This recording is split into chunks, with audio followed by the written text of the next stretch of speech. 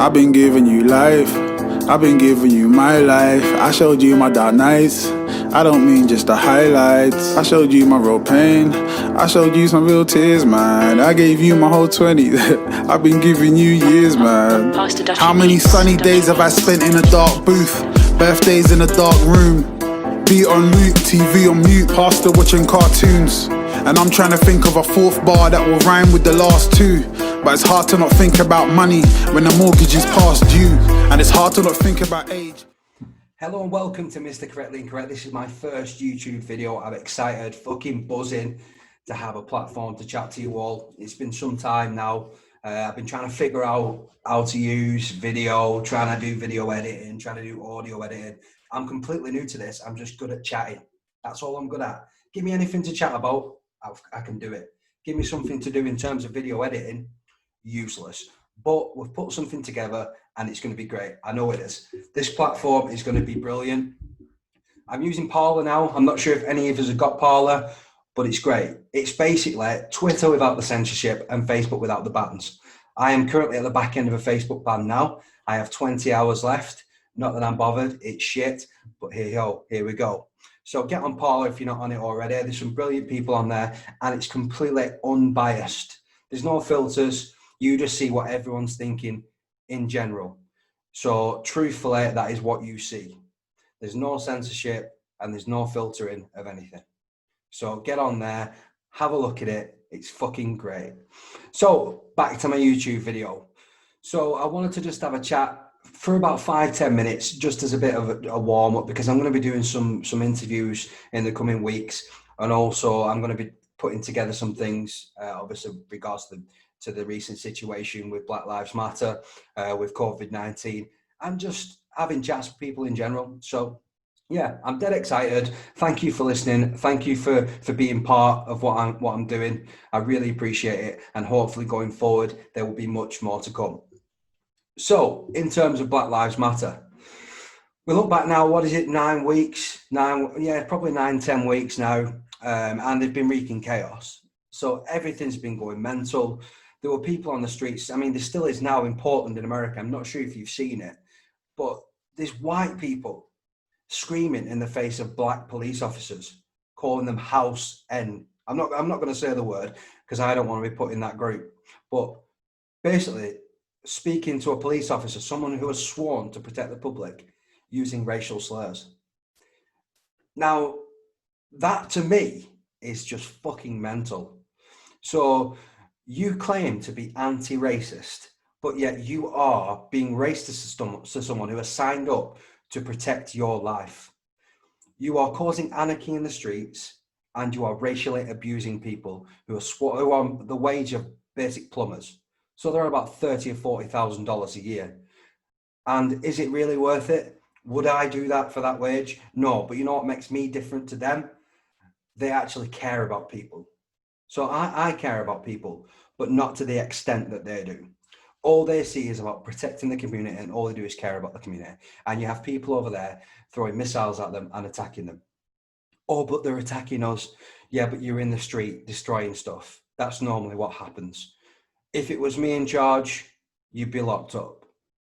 Because you can't just go onto someone's business and destroy the life's work. That's not the way it works. So all I've seen from Black Lives Matter is I've seen no substance from anyone in the Black Lives Matter movement, whether it's the black people who claim they're discriminated against. I'm not saying all black people because I know there is a lot of black people that completely disagree with what Black Lives Matter stand for. And also the white leftists. The white leftists are the worst sort of people. They are normally vegan. They normally think the whole world's against them. They probably were bullied in school. They've had a pretty hard life. They tried sucking up to the teacher. That didn't work. And they ended up getting bullied in school. And as a result of it, here we are now. We've got a lot of bully victims on the streets screaming Black Lives Matter, no justice, no peace, and destroying shit. I also saw a black man being attacked for tearing down Black Lives Matter signs outside his house because he was sick of looking at them. Now, we have white people attacking black people in the name of anti-racism. And apparently, the black man is a white man if he sticks up to these guys. He's not black enough. It's bullshit. All my black brothers, all my Asian brothers, everyone from around the world need to come together and defeat this shit. All I'm seeing at the minute is racial divide everywhere. I'm not seeing nothing positive coming out of the Black Lives Matter movement. It's supposed to be anti-racism. If you give me, right, I said this to Genesis Elijah, who's a rapper in the UK, brilliant, listen to his music. I said this to him on Twitter. So I said, if you give me a general anti-racism movement, I will get behind it 100%. I will be there. I'll be supporting it. So one that covers all forms of discrimination, all forms of hate, whether it's anti-Semitic, whether it's racist towards blacks, racist towards Muslims, Islamophobia, I will be there. But Black Lives Matter is not an anti-racist movement. It's a Marxist movement that wants to overthrow our government. And the sooner we all wake up and see and smell the flowers, the sooner we can get it over and done with, because it just needs to be out. It needs to be gone. It is very, very dangerous. It is divide. We don't see it. It's invisible, okay? But it is dividing the entire community. It is dividing all of us. So I'm seeing now, I saw something on the, in terms of the Muslims in Blackburn. They had a funeral with 250 people there. Irresponsible, yes. I do understand there is a counter argument with that. There's been people on the beaches. There's been people everywhere protesting in the streets. They had a funeral. Does it make it right that other people did it? No. You're putting other people's lives at risk, so it's not right. But that being said, that doesn't give people the right on the post, on the news article, to start slaughtering Muslims and saying they and us and them. They're dangerous words, and they have come about because of all of this. So I had never seen people speaking like that before this. There is racial divide, invisible, coming into our communities. And we don't even, it's unconscious. We don't even realize it's happening. But what we need to realize is there are people that are very easily manipulated by the mainstream media and by anyone who is vocal. They follow, they're like sheep. They just walk around their lives, barring, and they'll just follow anything. And that's what we're seeing now. All this they and them, it's us as a whole, as a community. We need to deal with anti-racism. We need to bring us back together. I'm sick of this shit. I'm sick of black people feeling that the white man is oppressing them. I'm not oppressing no one. I wasn't alive during the slave trade. My family wasn't alive during the slave trade. In fact, my descendants are Polish, and they had their village ransacked, and they were savaged, and they were brutally murdered in Poland.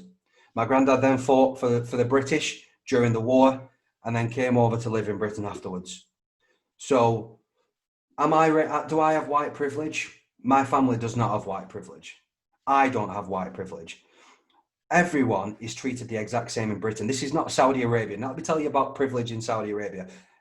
Saudis think that slaves should still be existent. Some of them do own slaves, mainly women.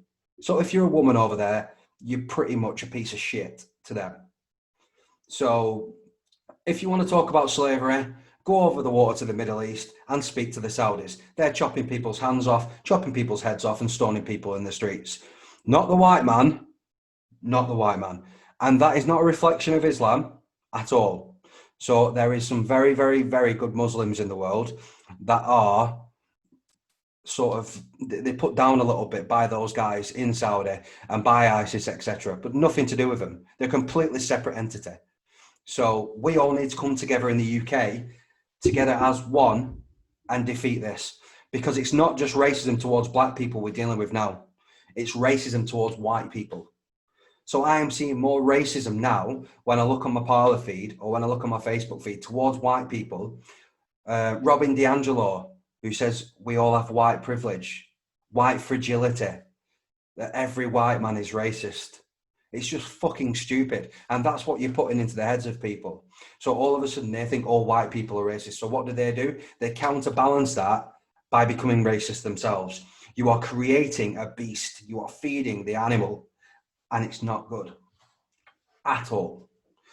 So less divide, more togetherness, and that's what we need to be doing going forward. because to be honest with you, I'm sick and tired of seeing the shit that I'm seeing. I saw a young lad earlier. He would just look like some sort of gimp, but he was doing a speech in London saying that everyone has a collective enemy and it's the white man. If I could see the guy, I would chuck him into Bristol River with that slave trader. That's where he'd belong, with a load of bricks strapped to his back, because they are damaging society. And also another thing I saw today, and it was very, very alarming. I'll show you now. Look at this. So this is Isaiah Jackson from Utah in America. The guy, I mean, we're not even going to speak about what he's doing to this child, but to make a point of Black Lives Matter, he's kneeling on a white infant's baby's neck. How is that? I mean, call me stupid, but how is that deemed acceptable in today's society? And why isn't this in the mainstream media? The guy is child abuse. Look at it. It's fucking child abuse. And I mean, he's an absolute idiot. I mean, he's probably one of those that thinks the police are against him. I mean, he's the sort of person that wants the police defunded, put it that way. Because if we look at his rap sheet, he's got 20 on there, 20 things, and they range from, oh, look, nice one on there, domestic violence. Does that suit the image? No, that can't be him, surely. Burglary, assault with a deadly weapon, domestic violence, burglary, probation violation. This guy is a rat. And that is who follow. So they are going to follow you. All this Black Lives Matter shit, this Marxism, these are the people that you're attracting. These are the people who are standing side by side. These are the people that you are kneeling with. Because these people want to defund the police. And these people are literally kneeling on white kids' necks on pictures. And there's nothing in the mainstream media to cover it. We just need to wake up, guys, because this is fucking unacceptable.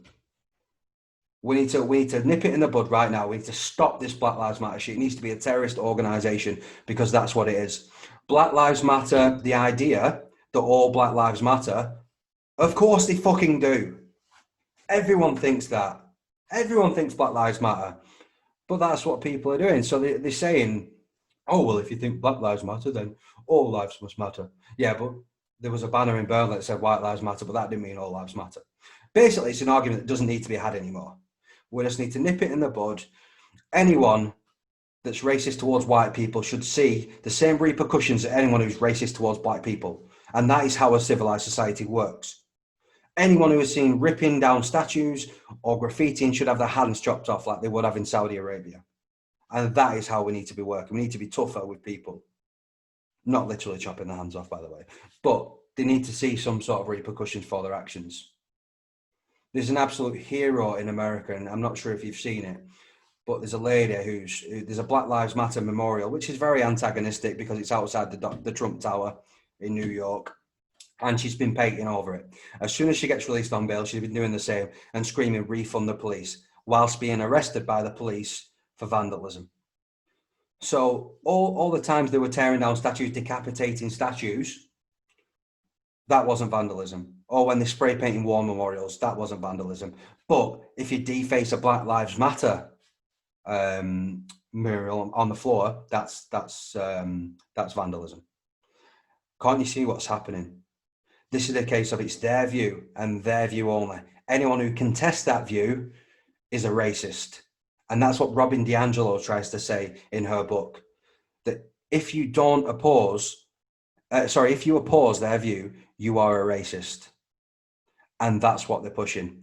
And that is Marxism. So they want to overthrow the government, defund the police, and they want to stop you from having freedom of speech and freedom of expression.